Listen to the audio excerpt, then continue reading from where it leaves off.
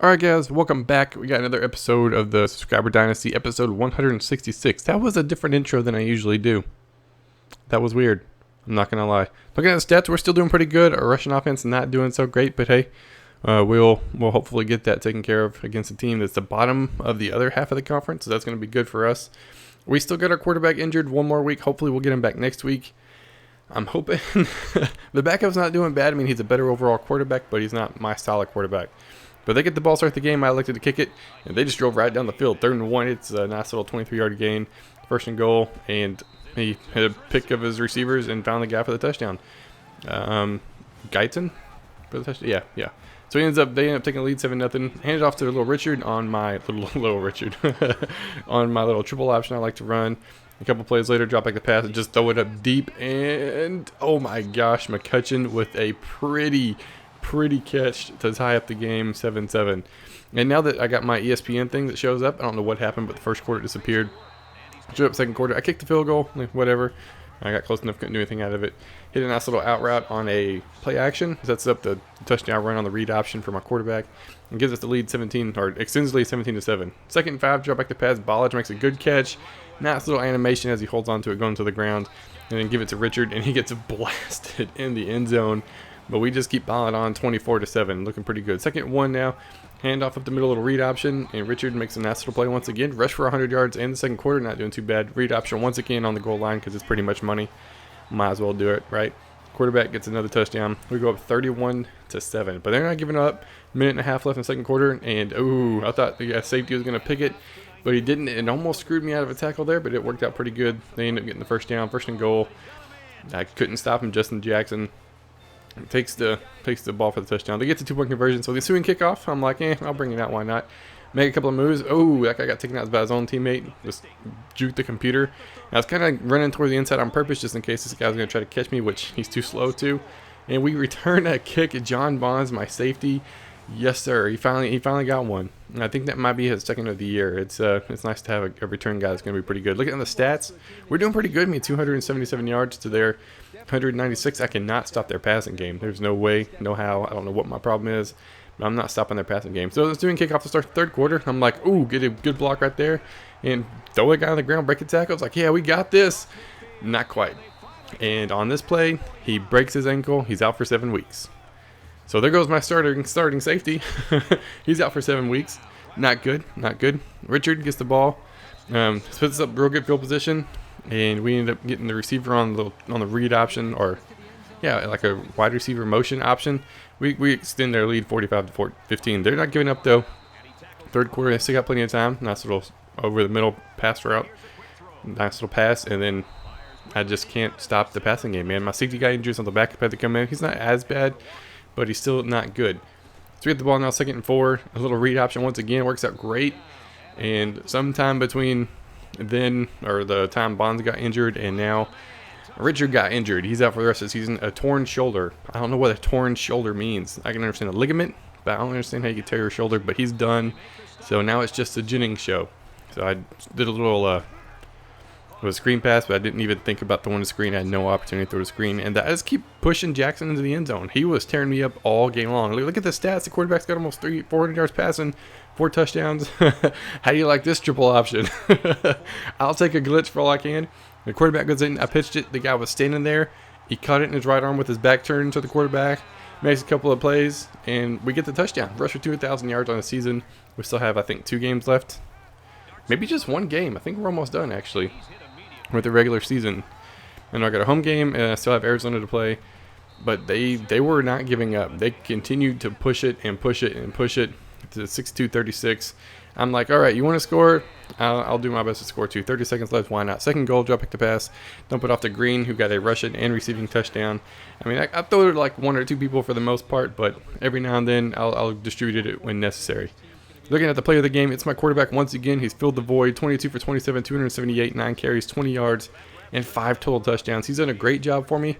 But like I said, I'm going to love to have my quarterback Odom back in, because he's got way better accuracy. He can run. He's faster. A whole lot better stats.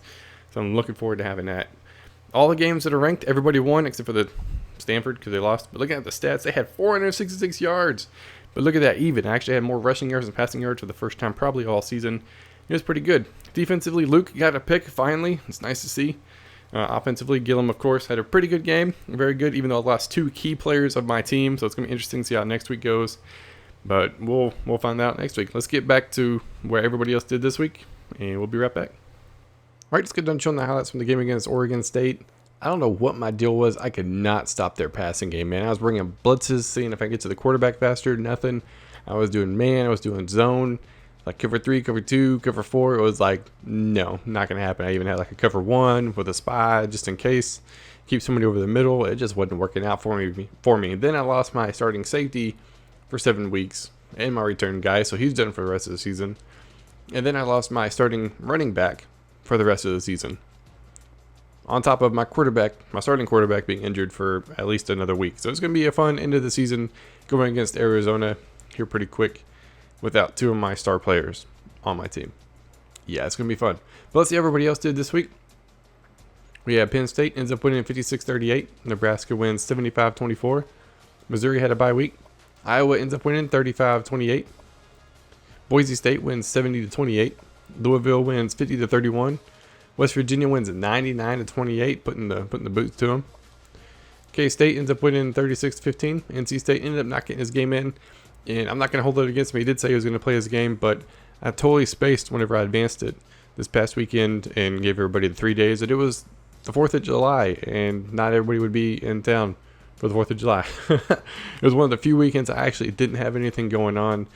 And if you follow me on Twitter, you saw that I was at the Round Rock Express game. First time to ever be at a minor league game. It was really cool, man. They do minor league game, like, I don't know if that's how it is everywhere, but they were a lot more involved. Like every half inning, there was something for the crowd to watch or do or be a part of. It was kind of cool. And like the first inning, they were like, hey, this license plate, you have the dirtiest car in the parking lot. It's like, wow, they straight up called that dude out or that chick out in the first inning of the game. It's like, that's pretty cool. And it was a very interesting, man. I was about like 4 people away from a home run, and I always tell my girl, I was like, if I move, you need to move, but if I don't move, then don't worry about it. Because I take my game, I take my glove to the game every game. That's how I was when I was a kid. That's how I am as an adult. That's how I will be for the rest of my life, just in case. But I literally could have stood up, took like 5 steps to the right, and waited for like 3 seconds and caught the ball. But I mean, I don't want to take it away from somebody else. I'm that type of guy. I'm like, I easily could have. No doubt about it, but it wasn't in my general area, like within like my reach, so I didn't mess with it. And so I totally spaced right out of the 4th of July. So happy 4th of July to everybody. It's a little late, but hey, there you go. Moving on, my little rant's over. Mid-Tennessee State ends up winning 69-10. 69, nice. And if you want to see the Oklahoma State game, make sure you check out the Italian channel. Links down in the description. I had 69-2. Look at us go. I'm gonna advance it real quick, and we'll see where everybody else is at. We'll be right back. All right, let's get done with the advance. I play against Washington this week. They were their conference championship game last year. I think I was one of their 2 losses last year. Should be pretty good. They already got 3. I don't think they're going to win the division, and we'll be on our way. Well on our way. Check out everybody else. See who everybody else plays this week. Penn State plays Michigan State. Nebraska plays Northwestern. Missouri plays Kentucky. Iowa's got a bye week. Boise State's playing New Mexico. Louisville is playing NC State. Hopefully they can get together, get their game in. I'm hoping. Or maybe somebody will put it on autopilot. I don't know. As long as they get their game in. West Virginia's playing Oklahoma. That could be a good game right there. K-State's playing Kansas. NC State's playing Louisville. Mid-Tennessee State's playing Louisiana Tech. And Oklahoma State is playing Texas Tech. So I don't think a whole lot changed in the top 25. Let's check that real quick. And then I'm actually going to show the awards stuff this week just to give it a little difference. So we got 1, 2, 3, 5, 6 lost. That's what it was. So Iowa's moved up into the number 7 slot. Nebraska is up there. So we got our 6 in the top 10 still. Sitting pretty good. Our 3 undefeateds up at the top. And then Ohio State lost to Penn State. Okay. West Virginia's sitting pretty good with his 1 loss. He's going to climb back up. That's for sure. Mid-Tennessee State. And then K-State. Anybody else close? Close. Boise State. He's moving up there. Check out the BCS, the one that really matters. We got 1, 3, 5, 8, 9. So I think right now I'm looking to play Miami, but maybe a rematch against Iowa or Nebraska in the Bowl games. I was trying to think of what the heck they were called. Totally spaced for a second, but we got a lot of people looking to make some bowl games this year, especially with the addition of a lot of people. We got, like, I think 3 new people so far this year, which is crazy compared to what we have. Yeah, we're on to the finalists and bowl projections. We'll actually do both of that. Both of those, not both of that. What the heck was I thinking? Looking at the stats, and somebody mentioned, he's like, dude, is that guy actually a corner? He is a corner that also plays offense. He's got 11 tackles, 2 for a loss, 3 pass deflections, but his big thing is in the running game. He's got 149 attempts, 2,575 yards, 28 TDs. He is a fast guy, very fast. I mean, look at this. 98 speed, 96 acceleration, 92 agility. He's got pretty good coverage too, so I don't blame him putting him both sides of the ball. Don't blame him at all. That dude is a beast, that's for dang sure.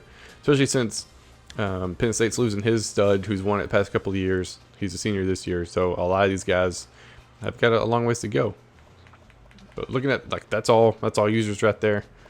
I'm just gonna go through it real quick. If I see my guys up at the top 3, I'll be happy. But I don't expect to see a lot of those. Like even the guy that won on my team, who was it? Luke. He won a lot of awards last year. He's not. I don't even think he's even up for any awards this year. So, like I said, I'm just gonna go through these real quick for the users that see their teams. You got a lot of people up for an award. I think right now Nebraska's got it pretty good. Iowa has got it pretty good.